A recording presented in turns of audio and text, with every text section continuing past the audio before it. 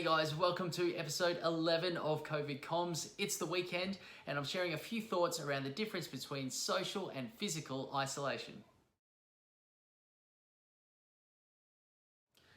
So the weekend is generally a time when many of us will catch up with friends and family and connect with the people in our world. However, in the current environment, we're really being encouraged to limit the amount of interaction we have and engage in isolation practices. Now, the language that's being used by the government and many of the experts in the current time is one of social distancing and social isolation. And in many ways, I see that as quite unfortunate.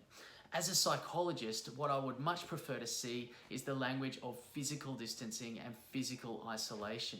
And you may see that as just semantics, but really the language that we use frames how we think about certain things.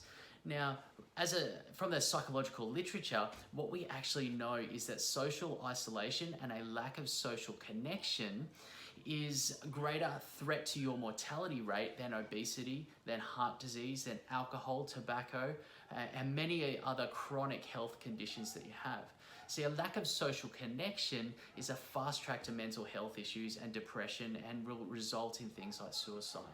So what we don't want to do during these times when we limit the interaction with others is to limit the social connection that we have. So we absolutely need to be engaging in physical distancing and physical isolation practices, but we can't lose track of our social connection.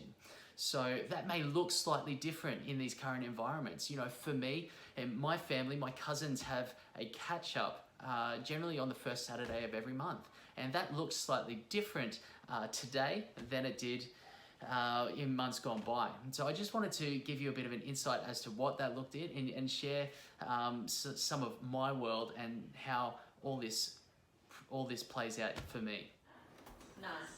Here we go, Morgan cousin catch up via Zoom. Say hello everybody. Hey. So as you saw there, we all caught up via Zoom. We spent an hour and a half catching up, connecting, and doing all the things that we would normally do just virtually. And so I would encourage you to think about doing the same. Make sure over this weekend that you are intentional about connecting with the people in your world virtually.